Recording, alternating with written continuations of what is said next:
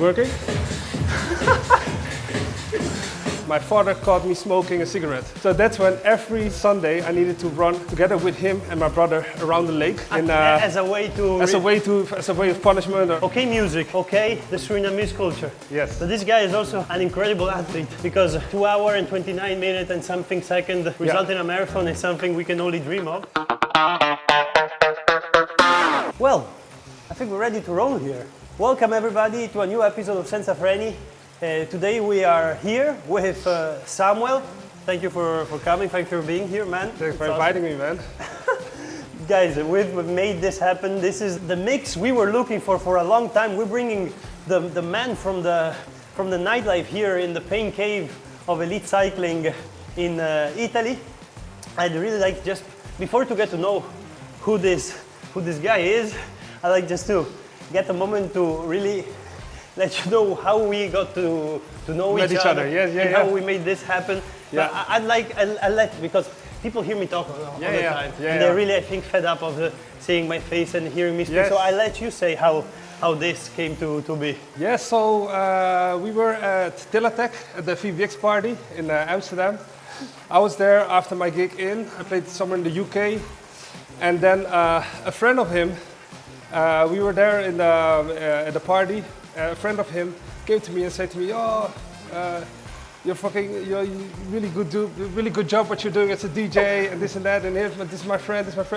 And then you told me, you know, my friend is telling me about your athlete stuff, about the marathons, you know, the big respect. And he asked me, do you want, if you're ever in Italy, come to me, and then we're gonna record this.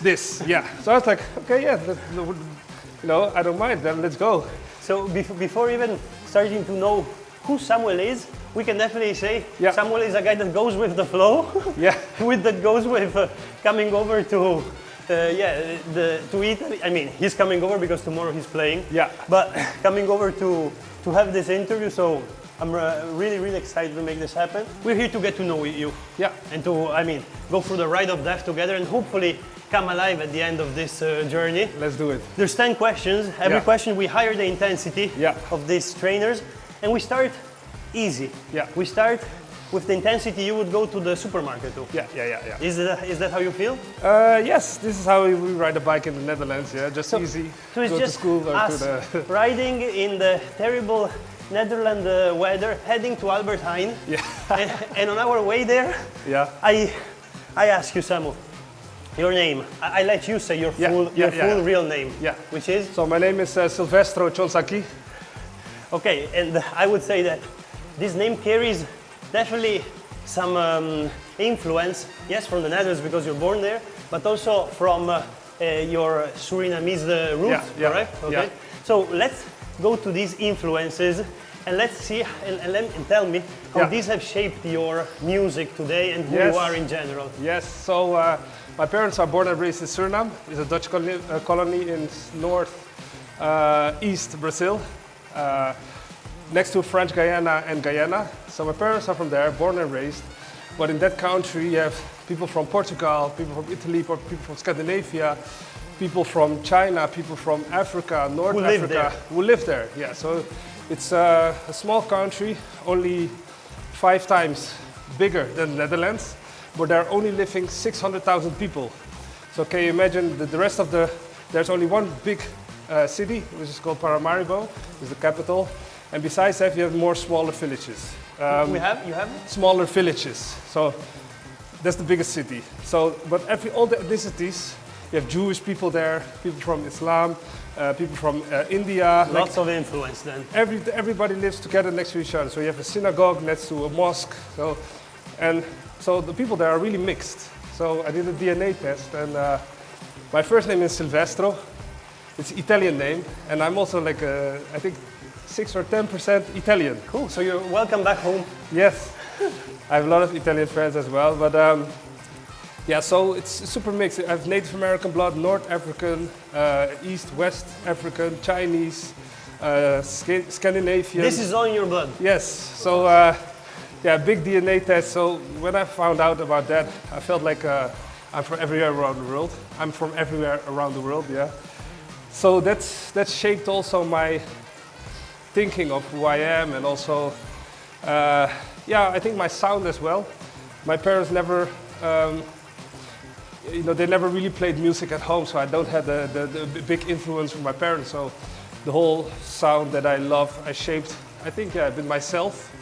So, but in Suriname, we have the music over there, the native music over there is quite rhythmic in the jungle, with a lot of drums and everything. Yeah, tribal. Yeah, tribal, yes. So that's where I got a lot of inspiration from, to answer that question. So the inspiration starts tribal, and through this tribal journey here, we'll let this guide us on the second level of this journey together, and we can higher the intensity for the both of us. And I mean, yes, Silvestro, but there's another word which starts with S and which I think represents you a lot, which is SlapFunk. Yes. Which is, I mean, I'll let you tell what it is because you're definitely more knowledgeable about me about it, but I'd like to know about the beginning. I've heard it started as a series of illegal parties. Yes. And how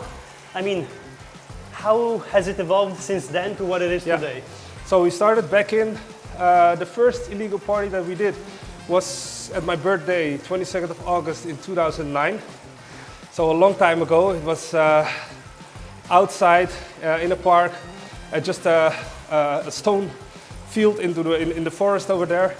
And where was this again? In the Netherlands? It's in the Netherlands, yes. So it was just outside in the park, and we just put some speakers over there, some turntables, invited friends, and then we had a party there. We had a blast. And since then we did quite some illegal parties in the Utrecht. Once was at the top floor of the 13th story high building on the top floor. With New Year, we cracked the building, put the sound system in there, carried everything upstairs. People were loving this. Yeah, so that's the way we started. And then since 2012, we started doing legal parties at the club in Utrecht, starting there first. And ever since then, we never did illegal parties anymore, but we really want to do it because it's such just a certain kind of freedom that you have there, which you can experience in the club. The breeze. Yes. So, and then we started doing legal parties, also started the label, the music label in 2012. Structuring it. Yeah, structuring it, and then started doing parties in Amsterdam as well. And since then we grew into the world, and that's where we're here now. Where we are today. But I mean, what were you doing as for a living while you were organizing these illegal parties at the time? I was just working in like a warehouse, just a simple job. I studied hospitality management. Okay. So the knowledge how to run a restaurant or to run a hotel, that kind of stuff. Mm-hmm. But yes, I was just doing a shitty job back then because I was like, I was just doing my thing, like loved music, and I just loved collecting music, and I was not too focused on having a good career or having a lot of money or like that. So a simple job and the passion for music, yes. guiding. Yes, passion for music and having good time with my friends and like that. So I'd say, how are you doing? How is the heat level at the moment for you? I'm doing fine. I'm doing good. Perfect. So if Samuel is fine, I can just say I'm fine as well, since this is always a challenge, and we can step it up to the third level of this ride together. So, SlapFunk, yes, illegal parties, or I mean, at the time, but what I think characterizes it a lot, it's vibe, right? This, like you said, I think you said hunting or just having these rarities if you want. Yes. So digging for these, I'll let you say it, but 90s rarities. But let's talk about like nowadays, people head to the parties, they're Shazamming the music with their phone. So how has this transition in the hunting and digging of records to the world of, I think, stealing music with their phone? Yes. I think it's just a transition which is going right into the direction which is it should go with all the technology, Because back in the days when I was starting, you didn't have Instagram or that kind of stuff. You had MySpace. You had YouTube, but it wasn't that all the tunes that you're searching for were there on YouTube. So you go to a record store, you buy vinyl. When you look it up, you won't find a sample online to listen to. So you really need to go to the store and find it, or do blind buys on Discogs, which is the second-hand marketplace of vinyl. And later on, when electronic music became more popular, vinyl became more popular, that people started hunting for all the good stuff. The prices went up of the music, and also, you know, you see that electronic music became, like one of the most popular genres in the world. So that's when a lot of people also started going to the parties, searching for that kind of music. More DJs, more people were loving it, more into it, more DJs, more producers. So I see a smile coming up here, so I think there's like you see the positivity about this. I see a lot of positivity in this, because it's good to have. It's not only about underground, also it's about all the sides. So I think there won't be one without the other. So I think it's important to have a grow that both sides grow. You know. So with this positivity and open-mindedness, which I think characterizes you, we can skip to the next level, hiring it to the fourth question of this journey. Okay, music. Okay, the Surinamese culture. Yes. But this guy is also an incredible athlete, because 2 hours and 29 minutes and something second result in a marathon is something we can only dream of. So tell us, where does that come in? Yeah. So when I was 10 years old, my father caught me smoking a cigarette. So that's when. So that's when every Sunday I needed to run together with him and my brother around the lake. As a way of punishment, or as a way. So I was hating it. I was crying behind them. You know, they were running so fast. I was like, oh, I just want to smoke my cigarette. Yeah. So, but then I hated it, and then I did like I think one race when I was 11. And some smaller 5Ks, but more because my father also did them. But I didn't have the proper love for it, what I felt later. So then I think I was 22, 23, I'm 37 now. So then I wanted to be fit again, because I was partying a lot. And I started, you know, just go for a run, put my shitty shoes, I didn't have running shoes. This was at which age? 23. Oh. So, I didn't have running shoes. I just put my Vans on. You know the Vans, the brand? No. Vans. I put them Vans. The Vans. I just put them skate shoes. I just put them on. I went for a run. After that, I bought a pair of shoes. And then my dream was always to just run a marathon. So I went out of the door, just did the 60K or 20K or 22K. It was just one loop. I didn't even have a proper running watch. If you didn't have shoes, I guess you didn't even have a... I didn't even have a running watch. I just had a only one with a timer on it. You know? Yeah. So and then in 2017, you know, I was training just 3 days a week, then run the first marathon in Rotterdam, and I think my time was 3:39 or 3:48 or something on the marathon. And I was loving it, because it gave me a certain kind of challenge. It wasn't your dad in the back of your mind? No. And it made him so proud that I was doing the marathon, because it was always his dream, but he never got to the point that he made it. Yeah. So I made his dream come true. And then during the pandemic, I started the 5 years of totally sober. And then I started training like almost daily, because I didn't have the bookings anymore. So I had a lot of time, a lot of rest. You didn't have bookings because of what? The COVID. Yeah. So that's when I started to train properly. And that's when I also started to notice that I had quite some talent for it. Yeah, I guess so. Yeah. So I think I started doing solo marathons, and then my goal was to run 100K. And then I was just training for that, just grinding, you know, like getting the miles in. One purpose in mind. So my brother dropped me off at my favorite beach in the Netherlands. And then it was a 100-kilometer run back home. 100 Ks later, yes. brother. But I got much more stories. But to get back to the questions, that's where it started. That was the start. Yeah.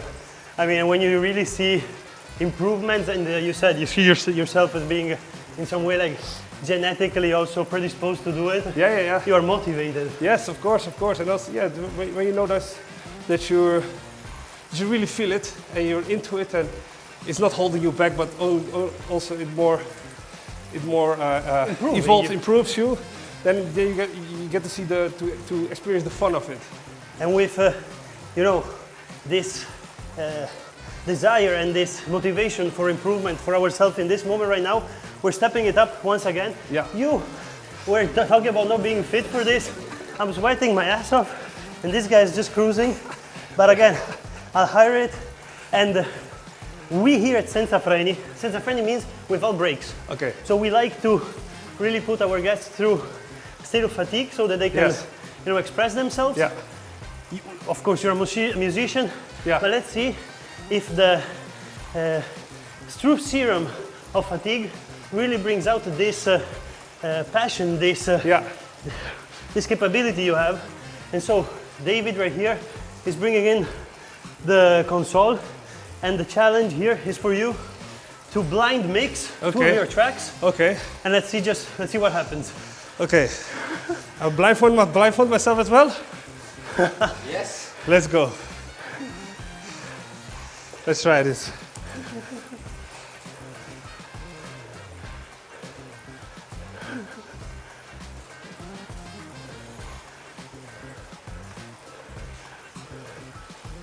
It's working? Okay. A bit more volume. Okay, and then I have to mix it the other one. Turn it up, Dave. People want to party in this company.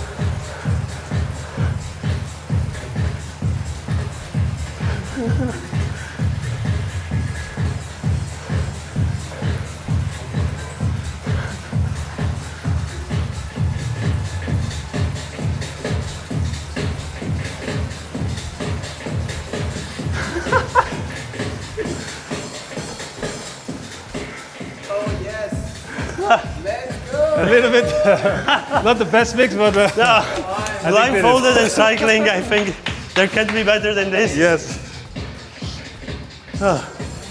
Cool. And we head on to the next level of this journey together. Yes. We're about to be. Oh my God, I'm dying to be honest. You have to talk a lot as well, right? Yeah, exactly.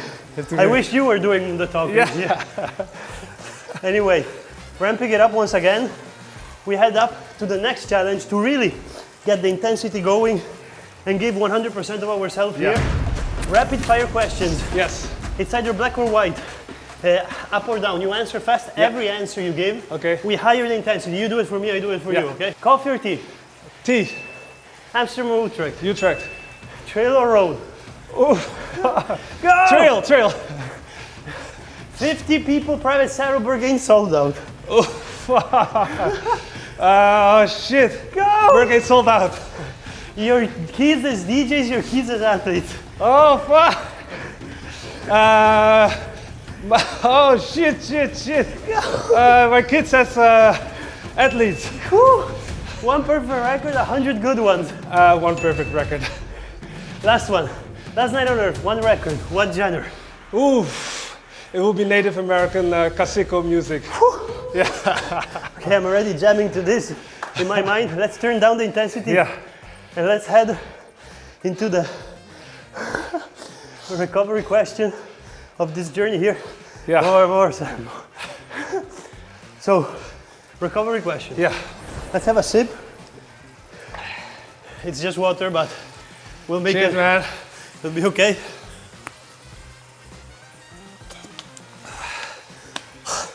So switch off. Okay, we know about you now. Yeah. More, I guess. Yeah. But let's recover. And I want to know, when you're not behind the decks or not training, Yeah. what is it that you like to do? When I'm not behind the decks, I'm not training. When you're not playing or training? Running. Yeah. What do you like to do? So- Any movies you like? Books? Yes, I like to read Activities. books. I love to read books nowadays. A lot of books about Native American history. You're really into this. Yeah, so about Native, Indian American chiefs, from back then about their magic and that kind of stuff, and the way the old way they used to live, you know. So I find it really interesting to see and feel how all of that came to where it is now. Movies, I don't watch that much movies, but I have some favorite ones. Always Native American movies. Not always. But yeah, that's one. What's the one? Apocalypto, it's a really good one. Cidade de Deus. What's that? Cidade de Deus. City of God. City of God. City of God, but also Inception, that kind of movies, you know. So cool. And besides that, I have kids as well, so I'm spending a lot of time with my kids during the week. How many kids do you have? So I have a twin, 2 boys. Oh, really? And I'm my new girlfriend is pregnant of another twin. No way. I'm getting my second twin now. Oh, they're always twins? I get my second twin now. So I have 1 twin, 2 boys, identical twin, 11 years, and now I'm getting a boy and a girl. Wait a second, so you have a pair of twins? Yes. And now she's pregnant again? No, another girlfriend. Oh! And she's pregnant of a twin. Of other twins? So this is my second twin. Girls? Yeah. Boy and a girl. Ah, boy and a girl. So it's going to be 3 boys, 1 girl.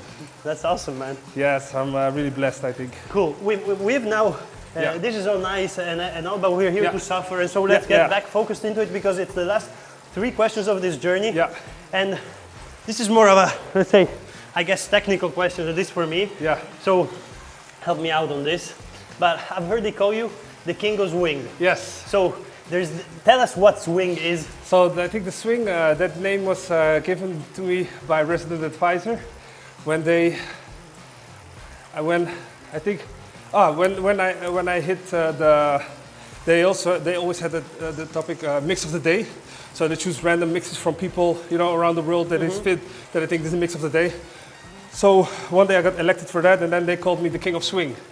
So and swing means just the swing in the beat, you know, because when you have a beat, you know, it can have a lot of swing into it, you know, with a lot of, you know, just maybe the parts. Like nuances or something. Sorry? Like, yes, there's just a swing in it.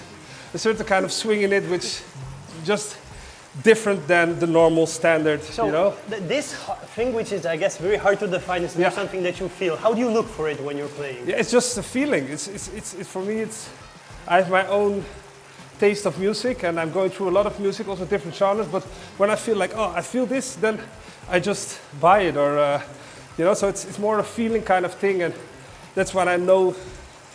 It doesn't have to be a lot into it. For me, simplicity is key. So if it has just a few really good elements, for me, I'm fine with it, you know? Yeah, it's also a way of, I guess, like, that's how you play, right? Yes, it's a way of representing you. Yeah. So now let's swing into the second to last question. Yeah. Let's higher the intensity once more.